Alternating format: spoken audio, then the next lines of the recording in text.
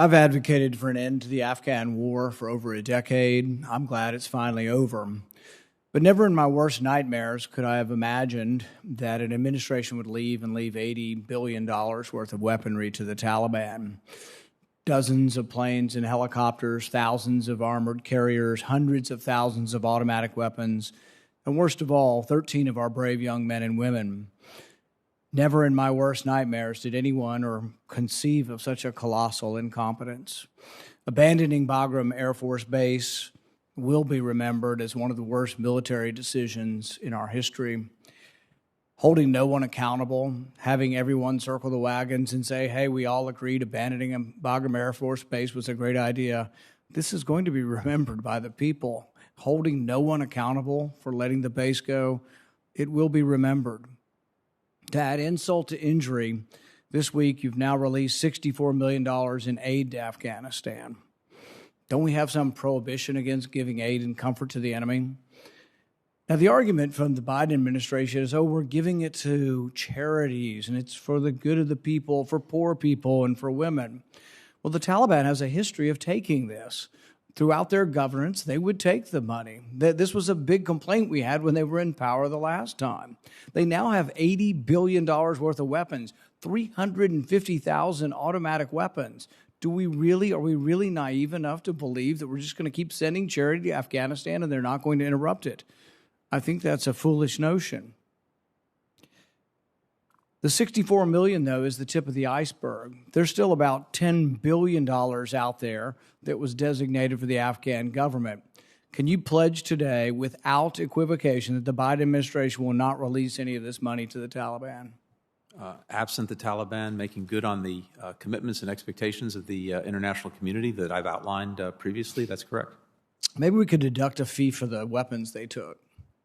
So, Senator, on the weapons, again, I'll defer to my colleagues at the Pentagon who are more expert in this. You're right that about $80 billion worth of weaponry has been provided over the course of the last 15 or 16 years.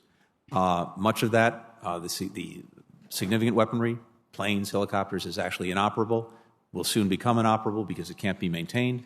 In terms of the strategic threat that weaponry poses, it doesn't to us or to Afghanistan's neighbors. But you can't say you're not going to give them the money. If they behave, you're going to give them the money. Why don't we subtract the $80 billion from the $10 billion you're going to give them? Then they're minus 70 still. I mean, really, the fact that you're entertaining good behavior, that they'll get more money, I think is a big mistake and a naive notion that we're going to somehow change this Stone Age philosophy by giving them more of our money. We've sunk trillions of dollars over this. This is our chance to have a peace dividend. Let's quit sending good money after bad. The guy the Biden administration droned, was he an aid worker or an ISIS-K operative?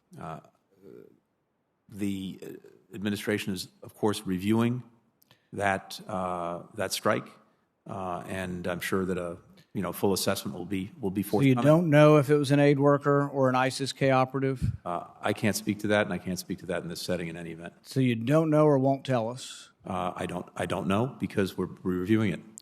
Well, see, you'd think you'd kind of know before you off somebody with a Predator drone, whether he's an aid worker or he's an ISIS-K. See, the thing is this isn't just you. It's been going on for administration after administration. The Obama administration droned hundreds and hundreds of people. And the thing is there is blowback to that.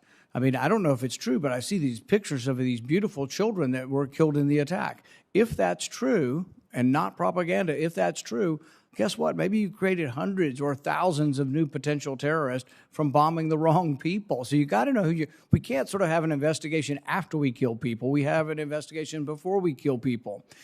We've got plenty of bombs. We can bomb almost anything we want from anywhere in the world. Maybe we should have bombed the helicopters and the planes that we left behind. I mean, even though you said you didn't know any of this and it was all surprise, once they took all of our stuff, we should have said you got 20 minutes to get out of it because you would have sent a message of strength. Instead, we bombed somebody who we're not sure whether it was an aid worker or an ISIS-K operative. See, that's not sending a signal of strength. And in the end, there will be more blowback from it. If you killed an aid worker on accident, I mean, do you think we're better off because of that? You really could have acted in a position of strength, but you could have made the basic decision, the basic fundamental decision that really ruined the whole thing for you was a military decision to abandon Bagram Air Force Base before you left, before the Americans were out. Anybody can argue, and you may have a point, that it happened more quickly than we thought it was going to happen. Okay, that's an honest mistake, still a huge mistake. And when people make mistakes in the military, they ought to be relieved of their post. But leaving Bagram Air Force Base, I think, is an unforgivable sort of mistake. It's going to be remembered in history. But if you do nothing about it, you leave all these people in place and say, oh, well, we all agreed. It's like, then maybe everybody needs to go. I mean, but really, it was a terrible mistake. But releasing money to the Taliban will add insult to injury. It'll be terrible for the memory of the 13 soldiers who died in the end, who were the final soldiers to die in this war, if you end up giving money to the people that have been ruining the Middle East and Afghanistan for decades. I hope you won't release the money, and I think it'll be a big mistake. Thank you. I understand.